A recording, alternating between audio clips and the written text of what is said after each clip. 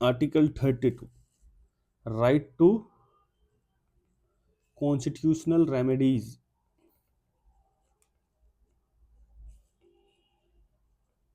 Right to constitutional remedies. Remedies मतलब कोई medicine जो ठीक कर पाए कोई चीज को, रेमेडी बताना, कोई सॉल्यूशन बताना।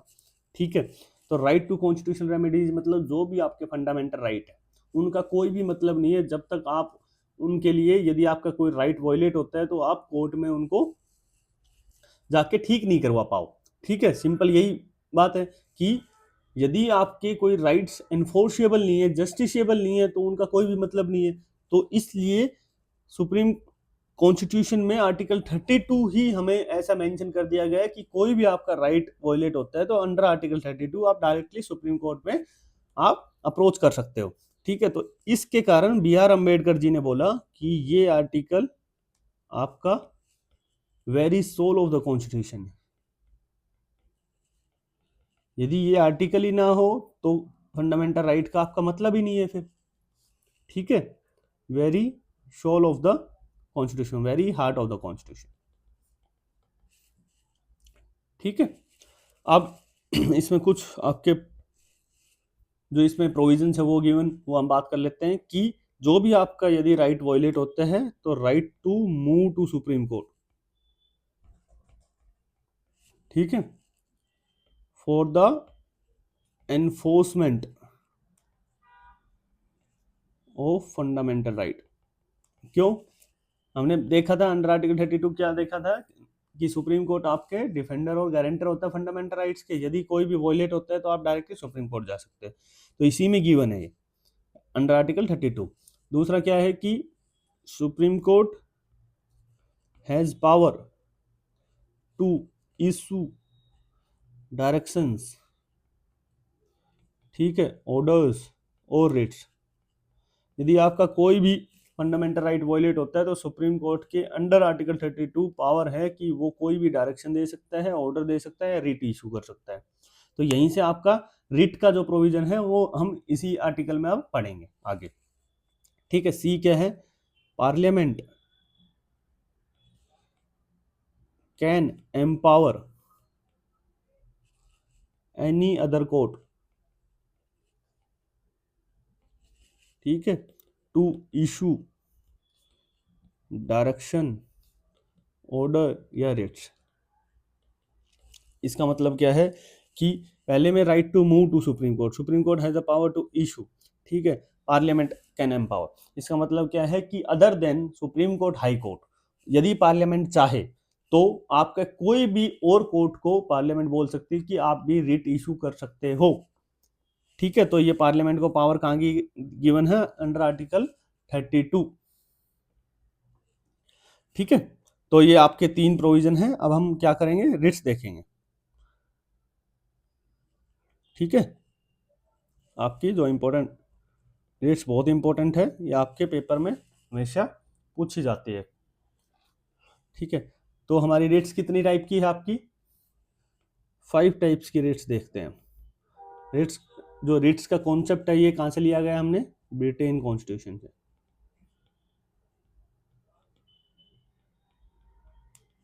ठीक है, सुप्रीम कोर्ट और हाई कोर्ट आज के दिन जो आपका रिट इशू कर सकते हैं, supreme court under article 32, high court under article 226। ठीक है, अब हम देख लेते हैं इनमें डिफरेंस क्या होता है हाई कोर्ट की रिट में और आपकी सुप्रीम कोर्ट की रिट में। पहले हम देखते हैं रिट की जूरिडिक्शन। ठीक है, रिट की जूरिडिक्शन मतलब कौन आपके किसके लिए रिट इशू कर सकता है। ठीक है, जैसे कि supreme court only for fundamental rights.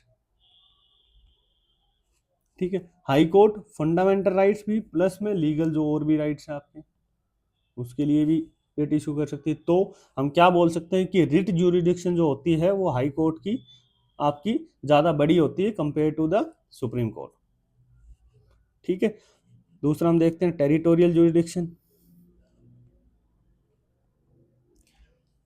Territorial jurisdiction मतलब कौन कहाँ इशू कर सकता है। इसकी आपकी लिमिटेड ज्यूरिडिक्शन होती है यदि हम स्टेट की बात करें तो। ये आपके टेरिटरी ऑफ इंडिया कवर करता है।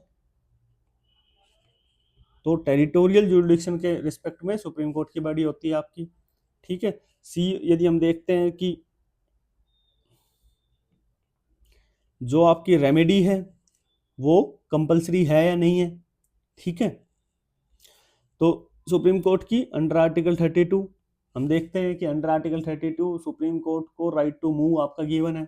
इसमें हाई कोर्ट है वो रिफ्यूज कर सकता है, ठीक है, कि भाई मैं रिट कोई भी इशू नहीं करना चाह रहा फंडामेंटल राइट के रिस्पेक्ट में, लेकिन सुप्रीम कोर्ट ये चीज मना नहीं कर सकता है, ठीक है ना, कैन नॉट रिफ्यूज, ठीक है। तो ये आप याद रखना, इसमें से क्वेश्चन बन जाते हैं आपके। अब हम रेट्स अपनी बात करते हैं। पहली अपनी रेट्स कौन सी है, हैबियस कॉर्पस, ठीक है। हैबियस कॉर्पस मतलब to have the body of, इसका मतलब क्या है, यदि आपने कोई भी आदमी डिटेन कर लिया है या पकड़ के बैठे हो आप किसी आदमी को, तो सुप्रीम कोर्ट बोल सकता है कि भाई इसको लेके आओ मेरे पास। तो कोर्ट किस किस को डायरेक्ट कर सकता है इसमें, court direct to private individual as well, और आपके जो गवर्नमेंट है, ठीक है, जिसको हम स्टेट बोलते हैं, ठीक है। हाँ, तो कौन सी, मतलब इसमें से यदि हम बात करें भाई इस कॉर्पस में और क्या हम बोल सकते हैं, that is it is the bulwark against, sorry, bulwark of individual liberty against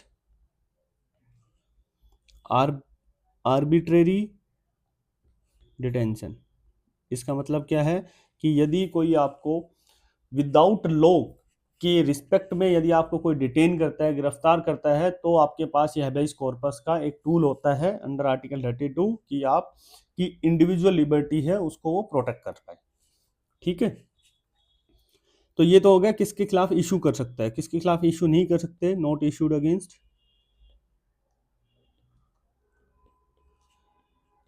ठीक है। यदि आपकी डिटेंशन ही, यदि आपको अरेस्ट किया है वो लॉफुल है, मतलब लॉ के अंडर है, ठीक है, तो आप नहीं कर सकते हो, ठीक है। दूसरा क्या है, यदि आपका कंटेम्प्ट ऑफ कोर्ट हो, जो प्रोसीडिंग हो, जो आप गिरफ्तार किए गए हो, वो किसके लिए, proceeding for contempt of court, ठीक है। तो ये कुछ ऐसे प्रोविजन हैं जहां सुप्रीम कोर्ट ये इशू नहीं कर सकता कि भाई आपका यदि डिटेंशन या अरेस्ट या आप किसी लॉ के अंडर हुए हो, ठीक है, और कंटेम्प्ट ऑफ कोर्ट हो या लेजिस्लेटिव यदि कोई कंटेम्प्ट हो, तो आपका इशू नहीं कर सकता, हाई कोर्ट हो या सुप्रीम कोर्ट हो, ठीक है। सेकंड क्या देखते हैं, मैंडेमस। मैंडेमस का मतलब क्या होता है कि वी कमांड, मतलब सुप्रीम कोर्ट और हाई कोर्ट बोलने लग रहे हैं हम कमांड करते हैं, ये क्या करते हैं, डायरेक्ट एक्टिविटी, मतलब कुछ काम करने के लिए आपको कमांड करने लग रहे हैं कि वी कमांड, कि ये काम होना चाहिए, ठीक है। किसके खिलाफ कर सकते हैं कोर्ट, ठीक है, कोई भी पब्लिक ऑफिशियल्स हो, supreme court high court public officials को बोल सकते हैं, इंफीरियर जो कोर्ट है उनको बोल सकते हैं, ठीक है, जो भी ट्राइब्यूनल हो या गवर्नमेंट हो, ठीक है। किसके खिलाफ इशू नहीं कर सकते हैं, note issued against private individual, कि भाई कोई घर पे बैठा है सुप्रीम कोर्ट, ये कोई बोलेगा भाई ये काम करो, ठीक है, या कोई प्रेसिडेंट, गवर्नर, क्योंकि उनके इम्यूनिटी होती है, अपने ऑफिस में जो काम कर रहे हैं वो कर सकते हैं, ठीक है, या कोई आपके against chief justice of high court, ठीक है, जो एक्ट कर रहा है अपना, एक्टिंग इन जुडिशियल कैपेसिटी,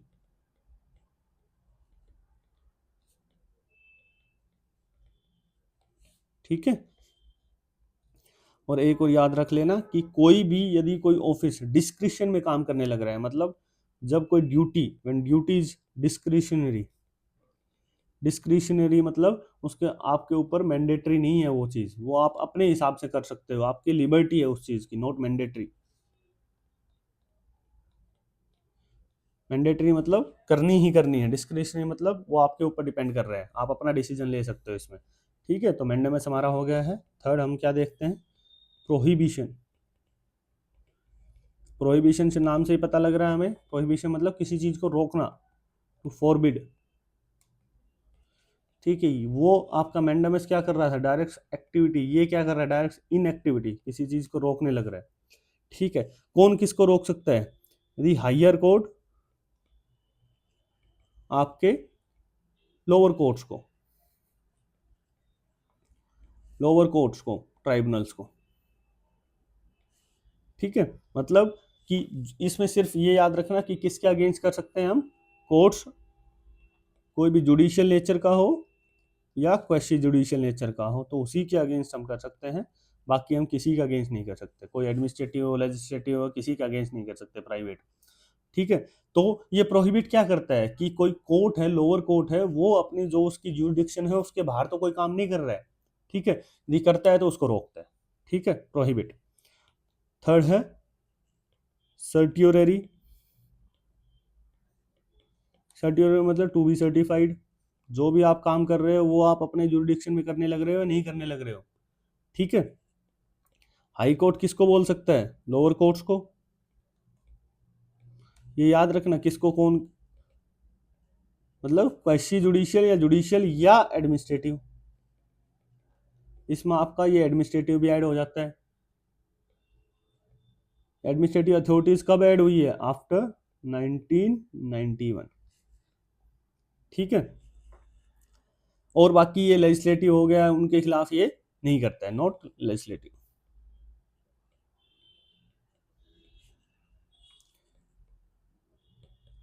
ठीक है, अब आपका जो प्रोहिबिशन था वो किसी चीज को रोकने लग रहा है, प्रिवेंटिव बोलते हैं उसको, प्रिवेंटिव मतलब रोकने लग रहा है। सर्ट्योररी है, वो आपका प्रिवेंटिव, रोकने तो लग ही रहा है, प्लस में क्यूरेटिव भी है। क्यूरेटिव मतलब यदि कोई जुडिक्शन आपकी ब्रीच हो भी गई है तो भी उसको बोल सकता है कि हायर कोर्ट बोल सकते हैं कि भाई इसको मेरे पास ले आओ, मैं इसको ठीक कर दूं। ठीक है, तो preventive as well as curative है। ठीक है, फिफ्थ आपका कौन सा आता है, क्वो वारंटो। क्वो वारंटो मतलब by what warrant are you holding this office, मतलब किस वारंट के, किस अथॉरिटी पे आप ये ऑफिस को होल्ड करने लग रहे हो। तो ये कोर्ट किसको बोल सकता है, ये तो पब्लिक ऑफिशियल्स को ही बोल सकता है। ठीक है, तो कोर्ट किसको बोल सकता है, सिर्फ पब्लिक ऑफिस को ही बोल सकता है। ये तो है नहीं कि प्राइवेट ऑफिस में आप जाके बोलो कि आप, कोर्ट बोलने लगा कि भाई आप क्या करने लग रहे हो ये, ठीक है, क्यों ये ऑफिस लेके बैठे हो। तो यदि ये सिर्फ कोर्ट किसको बोल सकता है, पब्लिक ऑफिस को, जो स्टैट्यूटरी से क्रिएट किया गया, क्रिएटेड बाय स्टैट्यूटरी कॉन्स्टिट्यूशन। ठीक है, तो उस बंदे को जो भी होल्ड कर रहा है इस ऑफिस को, तो वो उनसे पूछ सकता है किस वारंट से, किस अथॉरिटी से आप ये करने लग रहे हो। ठीक है, तो इसमें एक चीज याद रखना, क्वो वारंटो में जो भी एग्रीड पर्सन नहीं, कोई भी इंटरेस्टेड पर्सन ये आपकी, ठीक है, इंटरेस्टेड पर्सन ये आपके इशू करवा सकता है, ये कैन बी इशूड।